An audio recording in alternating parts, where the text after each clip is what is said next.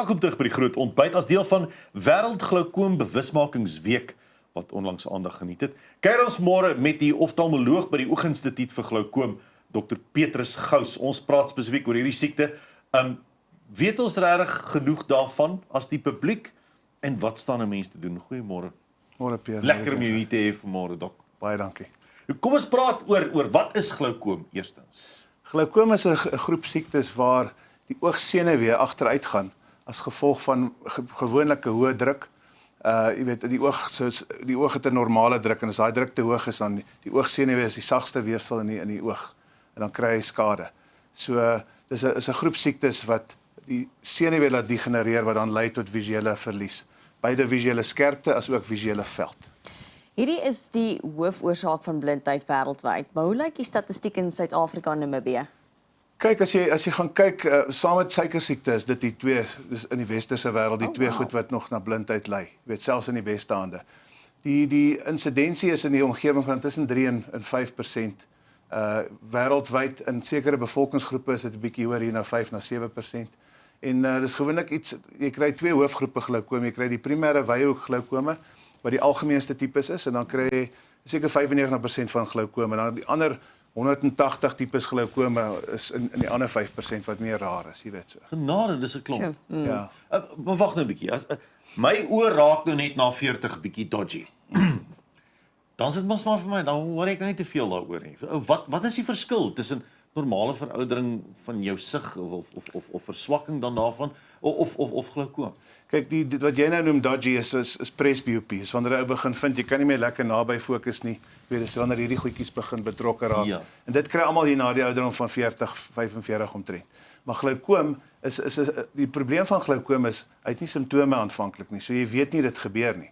So teen die tyd wat jy agterkom jou sig het verswak, as jy glaukoom het, is dit alreeds baie ver gevorder. Dikwels is die een oog alreeds gevorderde tunnelvisie, amper blind in die een oog, toevallig agtergekom toe die een oog toemaak, die ander oog kan nie sien nie.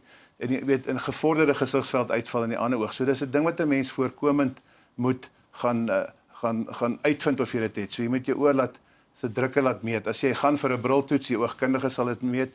As jy hier van 40 af aan moet 'n mens ten minste moeite maak om so elke 5 jaar jou drukke te laat meet.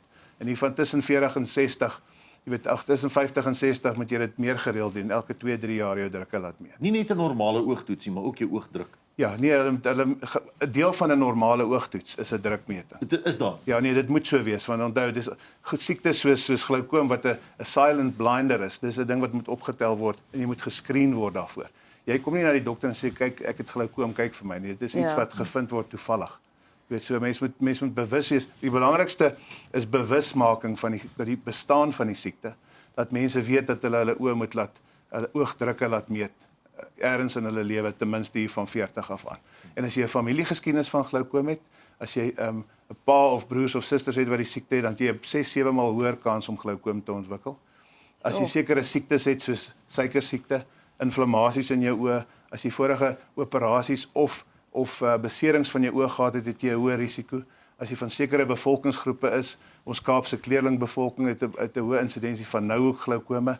Ons swart Afrika mense kry baie erger tipe glaukome vroeër in die verloop. So jy weet, ons mense van Asiëse afkoms het baie bysiende oë en bysiende oë het 'n hoër kans vir 'n sekere tipe glaukoom. Jy weet, so mense moet bewus wees van hierdie risikofaktore. Ja, ek is eintlik al verskok ook oor die feit dat daar nie simptome is tot dit eintlik te laat is nie. Maar kom ek sê ek gaan nou vir my oogtoets soos wat ek moet gaan, jaarliks kyk hulle na my oë, hulle kom agter ek het 'n probleem. Wat doen hulle dan? Hoe leef ek daarmee saam? Kyk, eerstens moet jy die diagnose bevestig. Nie alle hoë drukke is glaukome nie en nie almal met glaukoom met hoë drukke nie. So dis 'n bietjie meer ingewikkeld as dit, maar as jy op risiko is of jy's 'n glaucoma suspect soos ons sê, daar sekere goed wat daarop dui dat jy dit mag ontwikkel, dan moet jy gereeld opgevolg word. Ons doen sekere toetse, ons meet jou drukke. Ja. Ons kyk na die oogsenuwee fisies. Ons kyk na jou drainasiehoeke van jou oog. Is daar ander anatomiese risikofaktore vir ander tipes glaukome? En dan doen ons 'n gesigsveld wat vir ons sê, weet jou perifere visie, is dit nog intakt of is daar sekere patrone wat begin ontwikkel? En dan het ons ook 'n manier om objektief na die senuwee te kyk. Ons doen sekere spesiale ondersoeke wat ons basies 'n topografiese analise doen van jou oogsenuwee se kontoure en dan kan ons dis baie vergelykbaar oor tyd. En as daar enigstens veranderings is, as jy senuweefvesel laag defekte begin kry, dan kan 'n mens daai vroeg optel selfs voordat jy gesigsveld uitval het. Jy sê nou die diagnose daarvan is gewoonlik heeltemal te laat. Is daar nie dalk iets wat mense kan voel nie? As simptome, voel jy jou oë drukking op of is dit gebeur dit te laat in die proses? Die akute glaukome wat eintlik relatief raar is, dis die pasiënt wat presenteer wat skielike blurring, hoofpyn, reënboogomligte, maar dan die druk gegaan van normaal na 40, 50, 60. Ja. Jy weet vinnig en dis die ouens wat by jou gaan uitkom, maar dit is by verre die uitsondering. Jy weet, hy het regtig nie simptome nie. Tensy jou druk nou begin hoog word, dan sal die ouens begin agterkom iets is nie lekker nie. So dikwels gaan jy ou net om sy bril te gaan laat check. Ja. En as hy by die oogkundige kom of by ons uitkom, dan sê jy maar nee oom, jou druk is hoog, jy weet, in plaas van 10 tot 20 is jou druk 35 en dan vat hy dit van daar af. Watter tipe glaukoom, wat is die skade? En dan gebruik ons daai pasiënt se bevindinge van daai toets as 'n basislyn om dan oor tyd vergelyk ons elke slag sy gesigsveld en sy oogsenuwee voorkoms met daai basislyn om te sien is daar progressie. Dit gaan alles oor progressie. En die tempo van progressie is die belangrike ding. So behandeling is daarop aangewees is se doel is om daai tempo van progressie te vertraag of te stop. So jy wil daai grafiek moet plat bly. Jy moet nie agteruit gaan nie. Ja. En met behandeling kan ons dit regkry.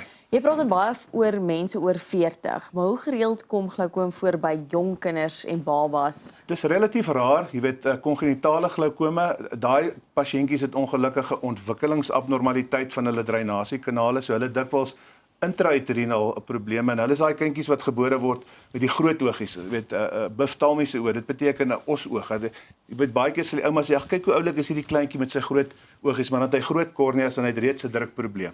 Of hulle kom met een oog se horingvlies wat al dof is van die hoë drukke. So hulle is dis raar, maar dis definitief 'n groep wat aandag baie vroeg verg. Dan kry jy die juveniele aanvangs oophoek glaukome. Ja. Wat nou kinders is wat in hulle tienerjare en dis uitsonderlik raar, maar jy sien hulle en hulle is gewoonlik dis die ontlot wat niemand dink hulle gaan 'n oogprobleem hê nie. En dan kom jy dan is die kind blind in een oog en 'n tunnelvisie soveel en as hulle nou maar 15, 16 jaar oud, daai het nou bietjie stadiger gebeur, so dit kom nie agter. Dis amper soos die volwasse aanvangs glaukome. So jy weet dis selfs vir jong mense belangrik om te maar dis baie moeilik om jy weet jy moet miljoene mense kyk om daai paar te kry wat juveniele aanvangs glaukome het. Dok Petrus, tyd is nou verby, maar is eintlik verby. Maar vertel ons asseblief, dis behandelbaar, maar dis nie geneesbaar. Ja, dis so suikersiekte of bloeddruk, jy moet dit beheer. So ons medikasie kan ons dit baie goed beheer in meeste gevalle. Ons het verskillende klasse medikasies wat die druk kan afbring deurdat die oogvog se produksie verminder. Ons het laser opsies om drainasiekanaal te skep in die geblokte voorkamerhoeke. Ons het verskeie chirurgiese bypass tipe van prosedures. Vanaf min ingrypend of ons noem dit mixed minimally invasive glaucoma surgery, dis klein kleppies tot groter kleppe vir meer gevorderde glaukome. En dan allerlei ander metodes ook, jy weet, so, maar die belangrikste is vroeë diagnose. Wat die skade wat jy het, die belangrikste take-home message vandag is die skade wat jy het, kan jy nie terugkry nie.